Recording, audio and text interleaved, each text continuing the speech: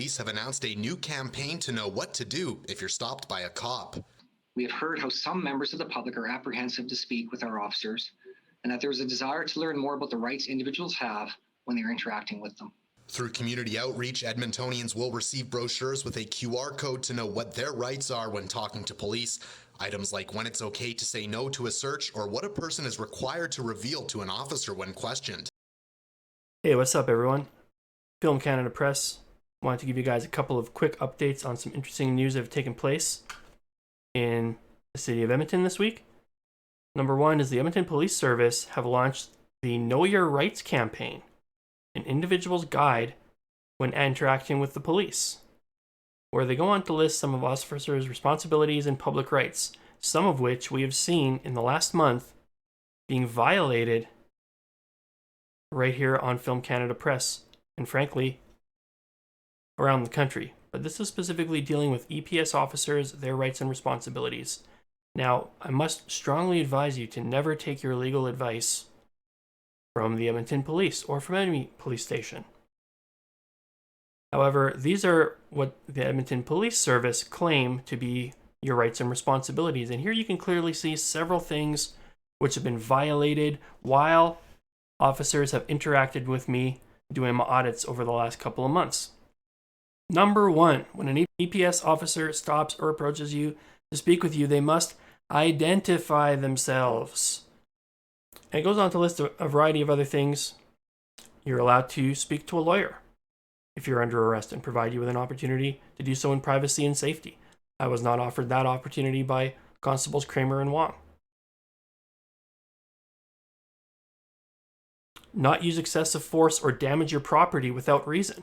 This is a specific thing that happened in my interaction with Constable Ryan Hankowich, who crushed my phone with his bare hands and used excessive force. Now, I'm not saying that I had anything to do with this as I go on to the next little page here, but this got a lot of press attention in Edmonton. The timing is great, and you can see from that video that the guy's talking about how they're getting signs that members of the public are interested in learning what their rights are and what the roles and rights of police officers are, and that they felt it was necessary to put these guidelines out. Now, again, don't take your legal advice from the police, for the love of God. But having gone over all of these, they all seem completely legitimate. They're going to definitely omit some things, but all of this seems like legitimate legal wording or whatever. Like it's correct. It's correctly phrased. So at any rate, sometimes people wonder like why I'm not going into people's into the police stations, why I'm not going on their parking lots and stuff like that. Yeah, I know it's public property. I know that. I understand that. That's exactly why I'm out there. I'm trying to educate these cops. But it doesn't do me a lot of good sitting in a prison cell or bogged down in courtroom after courtroom after courtroom fighting my dozens of fines. Because every time I go do an audit, I go walking around past the private property signs. I know it's not private property. I understand that. We're trying to slowly change things. Keep your eye on the prize, man. We're trying to change things in a way that's going to benefit all of society so that somebody doesn't have to go through the things that you've seen me going through with the arrests. And, well, you never saw the assault tape yet. Hopefully at some point in time I'll be able to play that for you guys. But at any rate, that's the reason why we do this. And I'm not saying that I had anything to do with this, but the timing is interesting, and I would like to believe that my interactions with the police and my recent reports against police officers who violated their policy and violated the law, I think that this gives a lot more clarity to that. And it's a public campaign that's getting out on city news. It's getting out on, in major newspapers. Okay, this is mainstream stuff. This is what we're trying to do, is educate the public. Now, they've not gone so far here yet as to talk about public photography, but I'm going to continue to press on that. I'm going to press them, and I'm not going to give up on them, and I'm going to have lawyers calling them, whatever it takes, until they start clarifying that for the people of the public the way they have here, so that we can broadcast this to the whole city and let people know these are your rights. You are allowed to take pictures on public property. Here's what public property is. Until we get to that point in time, I'm not going to be satisfied. And even then, I'm going to continue to test, because just because you write it on a piece of paper doesn't mean that the cops are going to follow it. They'll find ways around it. That's what cops do.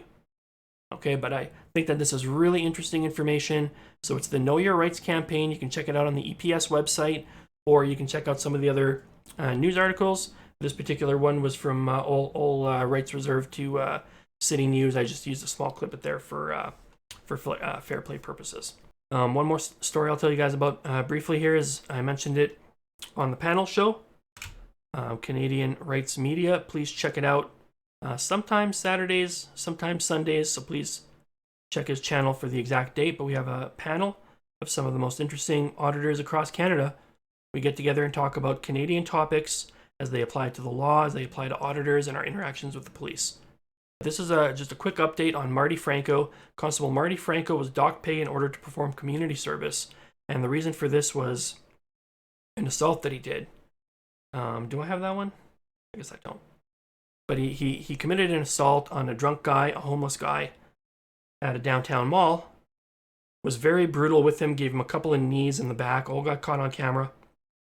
And then threw the guy in the back of the police van, and then flexed his muscles for the security guards, who have like a special designated parking spot just for the police. They're such a bunch of brown nosers over there. So anyways, Marty Franco has been in trouble with the law before. You might recognize his name. He was one of the guys investigated by Ryan Hankowich, who assaulted me at the downtown police headquarters.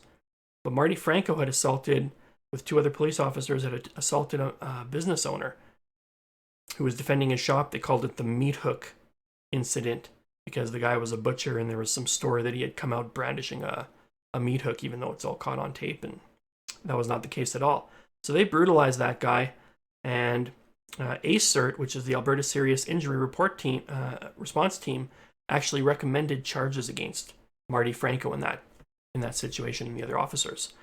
It went to Chief at the time, Rod Knecht, who declined to press charges. Later on, 3 years later, the LURB, which is the basically a review board, a law enforcement review board, they actually took a look at this file again and determined that ACERT had been correct in the first place, that there was validity to the complaint, and actually sent the documents back to the chief's desk. I don't know if it was Rod Knecht at the time or if it was Dale McPhee by that point in time. But anyway, all of this took place in the past with Marty Franco. So this is a man with multiple strikes against him. For many years, he's been out there being violent, and we have no idea how many times he was violent and got away with it. These were just a couple of times he happened to get caught. So Marty Franco will only be docked a measly 30 hours of pay. I'm sure any time he spent on suspension, if there was any at all, we would have paid that as well, paid for his suspension time, as per the almost very shortly to be defunct Alberta Police Act.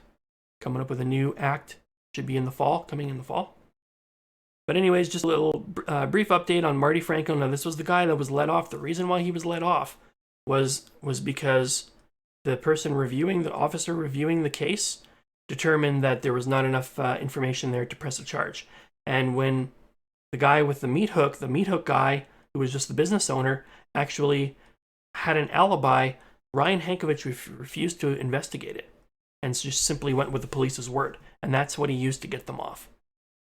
So there's a little hornet's nest in the downtown police headquarters of extremely tyrannical cops, garbage cops, and we're going to get them out of there. But sometimes when people ask, what is your end game? What are you trying to accomplish? This is what I'm trying to accomplish. And this might be a small little thing, okay? But it is a victory. It means they're paying attention. This is getting up to the top level. This is getting up to policymakers. This is getting up to the chief of police. So we are making headway. Now, again, I'm not saying that I had anything to do with this, but I would like to believe that, the activism I've done over the last couple of months is making a difference. It's reaching the right ears, and it's one of the many factors that they put into, along with all of the different community input from all the different demographics and groups of people who are concerned about the behavior of the police and their interactions with them. I like to believe that tapestry put all together is what's pressuring the police to put out these kinds of statements, and they're going to have to train their officers to understand this, because we're going to test this, and now everybody's going to test this, not just a couple of auditors, because it's out in the mainstream media. So we are doing good work. We are making progress. We'll have more videos for you, hopefully coming later this week. And we'll catch you guys Saturday or Sunday on the Canadian Rights Media panel show. I'm Film Canada Press. Take care. At the end of the day, this is really about helping establish respectful communication between members of the public and police officers. And in a pandemic year, with police behavior highlighted over the last year, Edmonton Police believes it's necessary. Certain members of the community want to understand more what the roles and responsibilities that police have during these interactions.